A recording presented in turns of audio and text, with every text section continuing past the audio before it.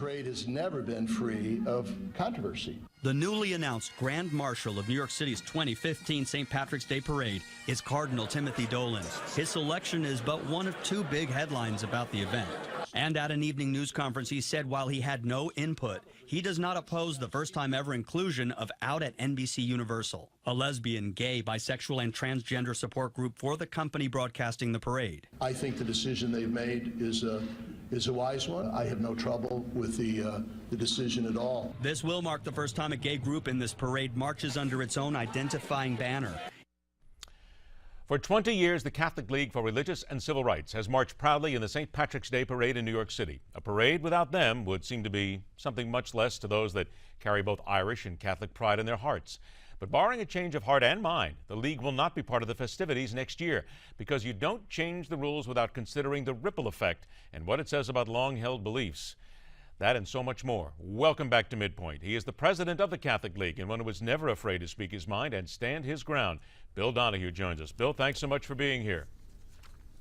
Thank you so much for having me, Ed. Bill, I want to start out here with the Los Angeles Times, and here's the headline and with a quote that you made. The headline, Catholic League quits St. Patrick's Day Parade over ban on gays ends. Your quote, buried 3 columns down, says, my reasons for withdrawing from the parade have nothing to do with Cardinal Timothy Dolan or with gays. So right off the bat, we have people who are putting this in one column. You need to put it in another. Tell us exactly what the reasoning here is and your thinking.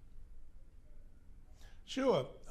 Let's take the gay issue. I knew about the gay unit going to join the parade because the organizers came to me ahead of time. They want to get me on board, and they said, Bill, would you have a problem if a responsible gay group would have marched in the parade? I said I wouldn't, provided that a pro-life group also be invited to march.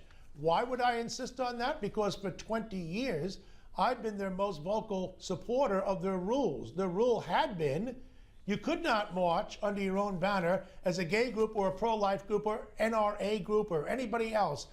Those people just had to blend in like everybody else. But the fear was you would just draw attention to your own cause and not to the honor of St. Patrick. So I said, look, if you want to change the rules, sure, it's not my parade, it's your parade. But since I have defended the parade of excluding gays from marching under their own banner on the basis that it's analogous to stopping a pro-life group marching under its own banner, you have to reverse the rules and you have to include a pro-life group. They said, that's fine, Bill, that's going to be done and it's over. I said, fine, then count me in. But guess what happened? The gays made the cut and they said no to the pro-lifers. Now what they will tell you, they never said no to a pro-life group. Well, hello people, no one asked them to apply. No one announced a formal change in the rules. Indeed, no gay group ever applied. The one gay group is from NBC, which just happens to televise the parade. All right, now let's break this down a little bit here. And I want people to understand, because some people, of course, maybe don't watch the parade, but when we talk about being under a banner here, during the parade, does every group that march in the parade have a banner that identifies who they are as they march? Absolutely. County Kerry, County Omar, Catholic League, Cardinal Spellman High School, the Policemen's Holy Name Society, they all have a name. In fact, you are required to have your banner, whatever it might be. But it's all driven by honoring St. Patrick. There's no political cause. The only exception they ever made was to have a banner saying England out of Ireland. That's the only political statement they've ever allowed. All other political statements are banned, and that's why the pro-life people and the gay people could not march under their own banner. Now, of course, a gay group can, but the pro-life group has been shut out. All right, now we just saw a piece of videotape, and I know we've seen this before a couple of times here, so let's make sure that everybody understands your position on this. Your position would be you don't mind if an LGBT or a gay group marched, but we just saw video of a sign that, for instance, said Irish queers with a green fist that was up. That is, if I'm understanding you correctly, that's your big issue, that this is a political statement more than anything else. That's the big problem here, correct? Well, actually, Ed, in all honesty, the big problem is I was double-crossed. I was lied to. I was told there'd be a pro-life group. And now we find out there isn't a pro-life group. Now, look, people can say anything they want about me, and God knows they have, but they won't say that I'm unprincipled, okay? So I'm not going to sit here and allow these people to take over. And I say by these people, let me be very specific. The guy who's really calling the shots here is not the top guy, John Donohue, who is a great Irishman. I love John Donohue. He's been pushed aside. By whom? By John Leahy, who's the president of Quinnipiac University. He's the guy with the agenda, and he's the one who's calling the shots. And now he said he's even open to talking to Brendan Fay, a radical Irish gay guy who's been working against the church for years. He's open to talking to him in 2016. So you can see which direction this parade is going, assuming that Leahy gets his way. He's next in line to succeed Donohue. Okay, but here's part of the issue here. For 15 years, the parade has said no to gays. Now, all of a sudden, it's okay. Cardinal Dolan is the one who has, and he's now the Grand Marshal, he's basically embraced this. He said it's wonderful and it's wise, but you say you don't agree with the decision. It seems as if you are in direct conflict with Cardinal Dolan on this. No, as a matter of fact, I agreed with the gay group joining. But I had a contingent which Dolan didn't. Dolan was from the Midwest. He didn't come here until 2009. For 20 years, I've been defending this parade on the basis of saying we don't include gays, but we don't include pro-lifers, so therefore it's equal. Now they're turning around and saying, well, we're going to have a gay group. They promised me there'll also be a pro-life group, and then they turned around and decided they wouldn't pick a pro-life group. So Dolan wasn't double-crossed. Donohue was. Is it about pro-life, though? Because the Catholic Church has had a long history and a long policy prohibiting gay groups from marching in the parade. Now the Cardinal has changed the policy here. And are you okay with that?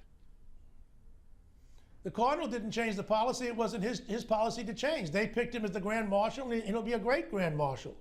The parade rules are what they are, and they have a right to change it. It's not Dolan's parade. It's not Donohue's parade.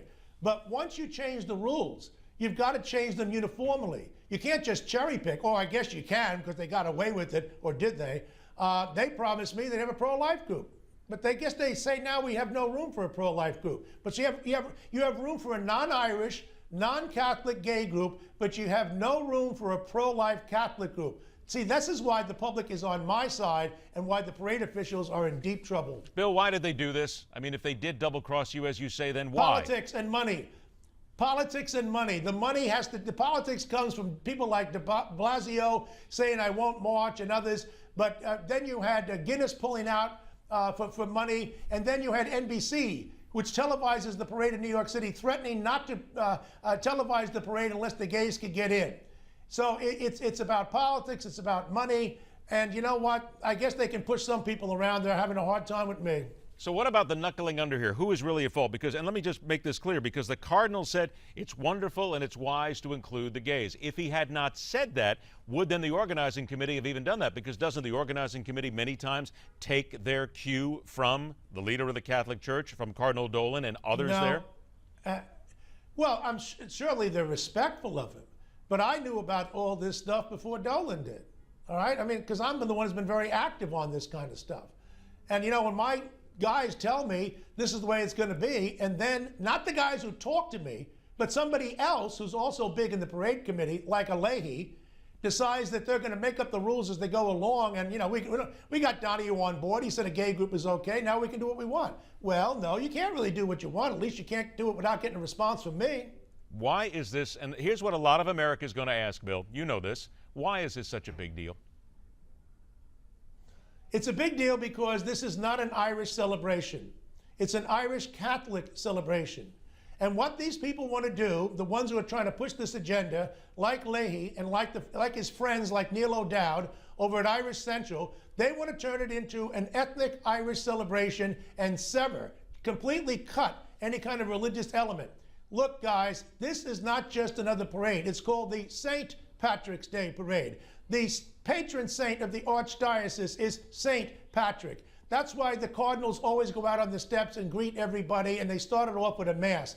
These people want to secularize the parade. They want to neuter the religious element, and people like me are fighting back. 45 seconds. Any way that you would come back to the parade?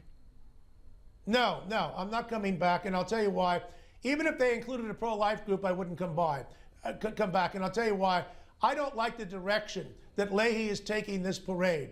And if they're going to turn it into a diversity free-for-all, they're going to have bigger problems too. And besides, Ed, let's say I did come back, okay? They've already invited me back.